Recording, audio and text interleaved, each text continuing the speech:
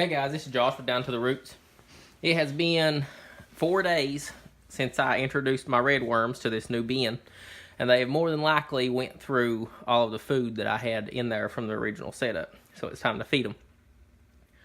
From my experience and the research that I've done, red worms will eat roughly half of their body weight in food a day, that's including bedding, in ideal conditions. So I'm wanting to feed weekly, and I put 1 pound of red worms in this bed. So from that, they are going to need a half a pound of food per day for 7 days, which comes out to 3.5 pounds total. So I'm wanting to put anywhere from 2 to 3 pounds of food scraps in this bin each week that I feed them, and then I will adjust accordingly to how fast they're going through it.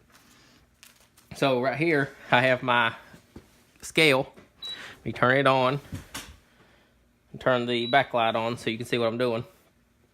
And I have food that I have frozen. It's bad food. It's old cantaloupe, strawberry tops, tomatoes, and celery in this container. With the food, which I'll do a more detailed video on how I process it. But basically, the old food that needs to be fed to the worms, I chunk it up into 1-inch pieces roughly and put it in a freezer bag and freeze it until I have enough to feed or it is time to feed.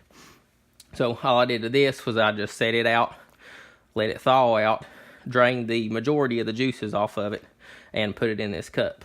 So you don't have to measure every time. A gallon of water roughly weighs 8 pounds. It's like 8.34 pounds, I think.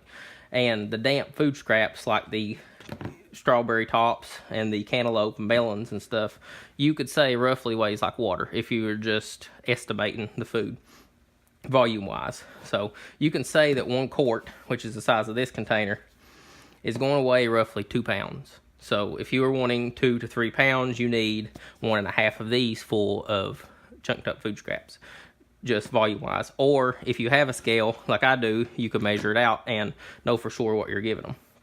So what I'm going to do is take this empty container to get rid of its weight and zero it out. And then put my food scraps on there. That comes to 1.71 pounds. And here I also have some coffee grounds, used coffee grounds. And this is some old strawberry tops and cucumbers that I had frozen. I thawed out too. So we're going to give them roughly 3 pounds. Go ahead and put all that in there. We're at 2.25 pounds. So now let's just add these in until we get to the 3 pound mark. That's close enough. That's 2.97. Might as well say 3 pounds of food scraps. So that is the amount of food scraps that I'm going to feed them, and then the rest of their diet will consist of the bedding itself, the shredded up cardboard in this case. So let me move this scale and food, and we'll get into this bin, and I'll show you how I put the food in the bin and give it to the worms.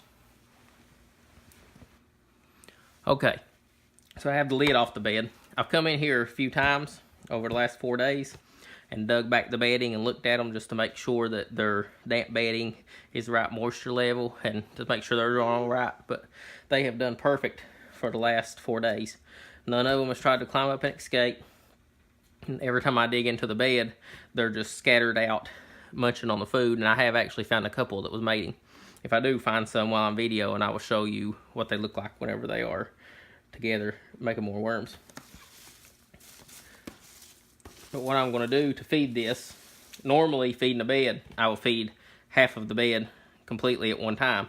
But since this is a lot smaller bed than my normal, I'm only going to feed a quarter of the bed, so this section at one time. And then I'm going to circle around the bed in a clockwise motion as I feed, just because it's easy to keep up with. So this time I'm going to feed this corner. Next time I will feed this corner, and then so on and so forth, all the way around the bed until it's a few months old and the castings are starting to look finished, and then I will harvest the bed. And I will show you how I'm going to harvest the bed whenever the time comes.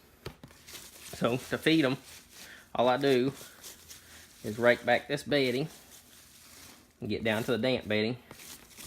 You can tell pretty easy which one's the damp bedding, got all of it. Get this all raked back. Now normally, whenever I'm feeding a bed, I will just lay the food scraps down and cover them up with a live bedding, aged horse manure, compost or something. But right now I don't have much of it. Once my compost bin is done in the spring and I can get a hold of some more aged horse manure, I will probably start doing that. But for now, I'm going to do it like anybody else would. I'm going to rake back this damp bedding. Let's dig through there and see what we can find.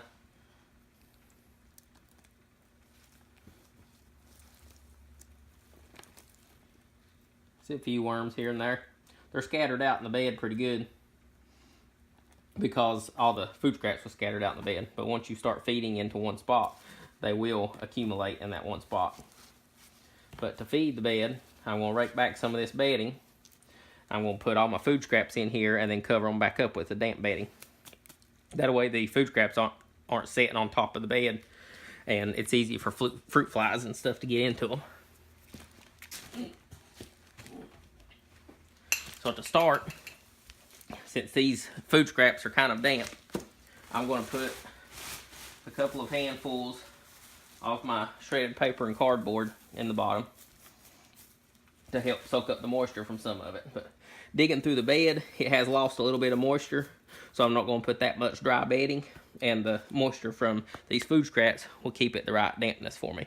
So normally I end up not having to water a bed, but I will if it comes down to needing it. So I put a couple handfuls of dry bedding in the bed, and then I just dump all my food scraps in there. Should have got a glove for this. And level them out over that quarter of the bed. Just like that. Cover them up with the damp bedding.